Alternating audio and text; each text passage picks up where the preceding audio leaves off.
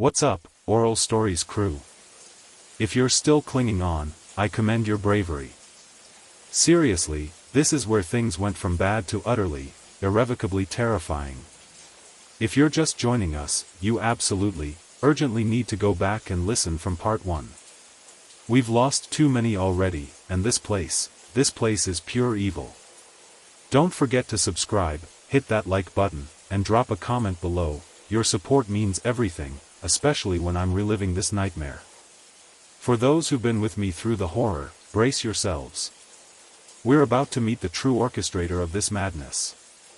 The sudden thwang from the secret tunnel had been chilling, followed by a gurgling cry, then silence. Mark's warning echoed in my ears, animal stun bolts. Traps. Someone had just found out the hard way. It couldn't have been Maya. She was just outside the freezer door, captured by the family. My mind reeled, trying to grasp what new horror had just unfolded. Was there another survivor? Or was it one of them, caught in their own trap? The thought offered a fleeting, dark satisfaction, quickly overshadowed by the crushing reality of my situation. The heavy thud of footsteps outside the freezer door grew louder, accompanied by the low, guttural murmurs of the family. They were hurting me. Like an animal. The realization sent a fresh wave of primal fear through me. I was trapped, with a dying man in a plastic shroud beside me, and a family of cannibals closing in. My side ached, a constant reminder of my vulnerability. I pressed myself against the frosty wall, my phone's dim light barely illuminating the icy surfaces. Every breath was a puff of fog in the frigid air. The smell of fresh blood from outside the door mingled with the cold, meaty stench of the freezer. I could hear them now, just on the other side of the heavy door, their voices low and menacing. "He's in here somewhere, Ma," a gruff voice rumbled. It was one of the brothers, probably the butcher. Then, a new voice, one I hadn't heard clearly before. Soft, almost gentle, yet chillingly authoritative. "He can't hide forever, boys. The little mouse is cornered. Just herd him out. No need to rush. We have all the time in the world." This was her. The matriarch. The Ma they spoke of. The one humming lullabies while her sons sharpened knives. The calmness in her voice, in the face of such monstrous intent, was more terrifying than any roar. She was the architect of this horror, the calm eye in the storm of their depravity. Suddenly, the heavy freezer door creaked open, just a sliver. A beam of light, much brighter than my phone's, cut through the darkness. I instinctively squeezed my eyes shut, pressing deeper into the shadows behind a stack of shrouded bodies, hoping I was invisible. "Come on out, little piglet," the butcher's voice rumbled, closer now. "No point in hiding. We just want to play." The casual cruelty in his tone made my stomach churn. I held my breath, every muscle in my body tensed, ready to bolt, even if I didn't know where I would go. My gaze flickered to Mark, still wrapped in his icy shroud, his eyes wide with a silent plea. I couldn't help him. I could barely help myself. The door swung open further, revealing the figures. The butcher, a hulking shadow, stood there, his masked head cocked slightly. Beside him was another man, younger, leaner, carrying a heavy stun gun, the kind used to incapacitate large animals. And then, stepping gracefully into the frigid light of the freezer, was the matriarch. She was not what I expected. Not some monstrous hag from a horror movie. She was an older woman, perhaps in her late 60s or early 70s, with surprisingly delicate features. Her hair, thin and white, was pulled back in a neat bun. She wore a simple, faded dress, and her hands, though gnarled with age, seemed almost dainty. Her eyes, however, were the most terrifying thing about her. They were a pale, watery blue, and held a chilling calm, a vacant, unsettling serenity that suggested a mind utterly divorced from reality, or perhaps, perfectly at peace with it. There was no madness in them, no anger. Just a profound, quiet emptiness. She held a small, antique-looking locket in her hand, idly tracing its surface with her thumb. She looked around the freezer, her gaze sweeping over the frozen human remains with an air of almost maternal pride. My blood ran cold as her eyes, devoid of emotion, briefly passed over Sam's frozen form. "See, boys," she murmured, her voice soft, almost melodic, "there's always enough.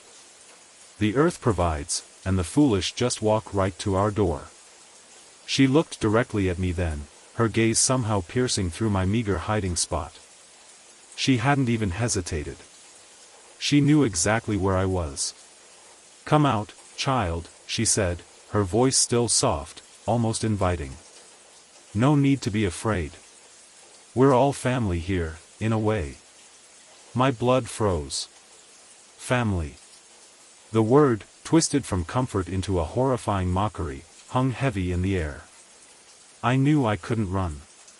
Not with the butcher and his brother blocking the only exit, and with her knowing exactly where I was.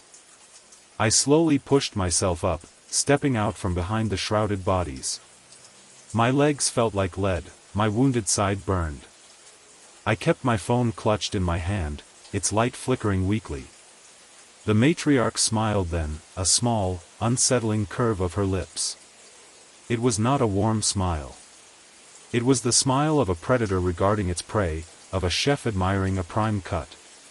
"Ah, there you are," she said, her pale eyes fixed on me. "A little scrawny, perhaps, but a survivor. That's good. The tough ones have character." She gestured towards me with a delicate hand. "Come, dear. You look tired.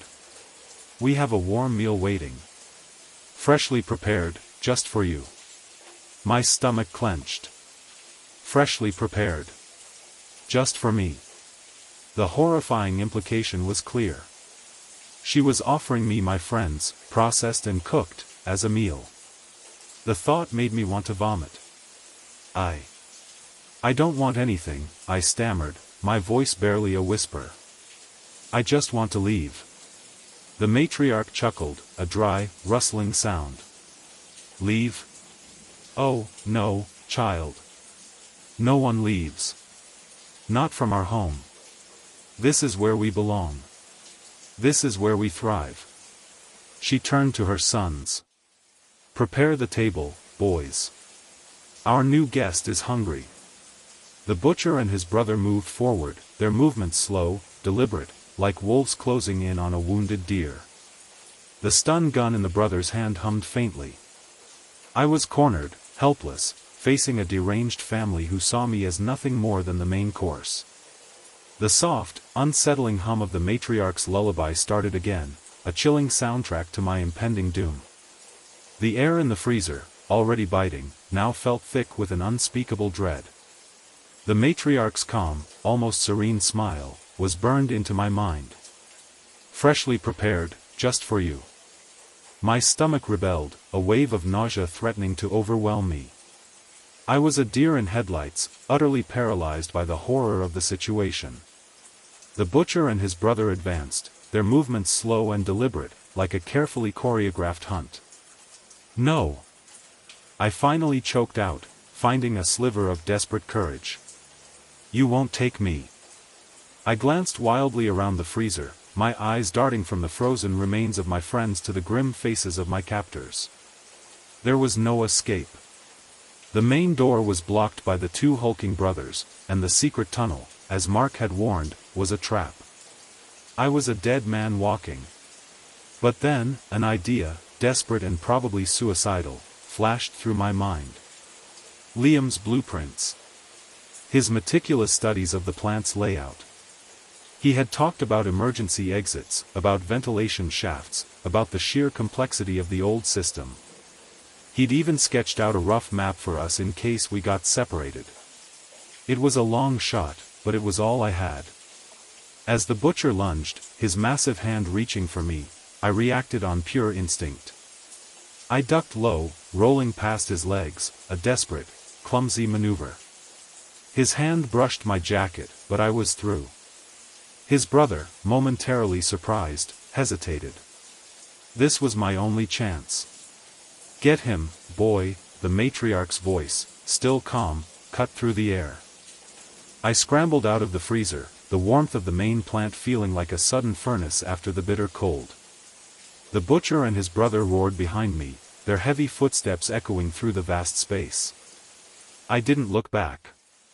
I ran. My side screamed in protest, a fiery pain with every jarring step. My lungs burned, and my legs felt like lead. But the image of Chloe, of Sam, of Liam, and the chilling words of the matriarch, fueled me. I pictured Liam's crude sketch of the plant in my mind. The main processing room, the chilling pens, the rendering vats, the intricate network of pipes and conveyors. And somewhere, supposedly, a maintenance shaft, an old ventilation system that led out to the back of the property, obscured by thick brush. A tiny, almost imperceptible line on his rough drawing. I plunged into the labyrinthine corridors, my phone's light bouncing wildly, painting fleeting glimpses of rusting machinery and dark, menacing shadows. I could hear them behind me, their heavy boots thudding on the concrete, the occasional scrape of the butcher's hook. They were hunting me. Relentlessly. I burst into a long, narrow hall lined with rusted steel vats. The stench here was overwhelming, a sickening mix of stale blood and something else, something sweet and putrid that made my eyes water. Rendering vats, Liam had called them. Where the leftover bits were processed. My stomach churned. Suddenly, a figure appeared from a side corridor, blocking my path. It was the younger brother, the one with the stun gun. He raised the weapon, a low hum emanating from it. I skidded to a halt, trapped. Nowhere to run, little pig, he sneered, a cruel smile spreading across his face. Just then, from behind him, a flash of movement. A desperate, almost suicidal lunge. It was Maya. She had somehow escaped, or perhaps been left for dead after being cornered. She was covered in grime and blood, her face pale, but her eyes blazed with a fierce, desperate defiance. She tackled the brother, knocking the stun gun from his hand. He roared in surprise and anger. "Go, Alex. Run," she screamed, her voice raw. "I'll buy you time." He shoved her off, and she hit the concrete wall with a sickening thud. The butcher appeared then, a massive shadow filling the corridor behind her. He raised his hook. "No!" I screamed, a desperate, impotent cry. Maya looked at me, her eyes filled with a heartbreaking mixture of fear and resolve. She gave me a single, desperate nod, a silent message of farewell and sacrifice. The butcher brought his hook down. There was a wet, tearing sound, and then Maya collapsed, a final, choked gasp escaping her lips. The brother, furious, scrambled to pick up his stun gun. Maya. Gone. The last of us. Her sacrifice, though agonizing, bought me precious seconds. It ignited a cold, burning fury within me, overriding the terror.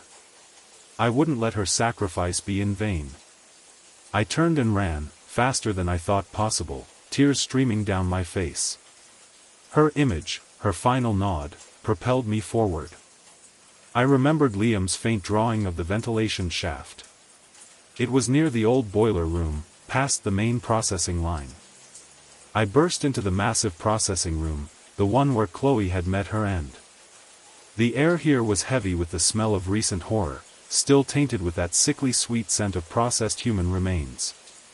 My eyes darted frantically, trying to piece together Liam's mental map. The huge grinder, its steel still gleaming with a recent, horrifying cleanliness, sat silent and menacing in the center. The butcher and his brother were right behind me, their enraged roars echoing through the vast space. I was close. I had to be. Somewhere in this room, there was a chance. I remembered Liam mentioning a hidden access panel, a way into the main ventilation system, designed for maintenance. It was a narrow, dusty crawl space, but it was an escape. My only escape. My fingers, still slick with blood from my wound, desperately searched along the cold, grimy wall, trying to find it. They were closing in. I could hear their heavy breathing, feel their monstrous presence. The game of cat and mouse was nearly over, and I was the last mouse left.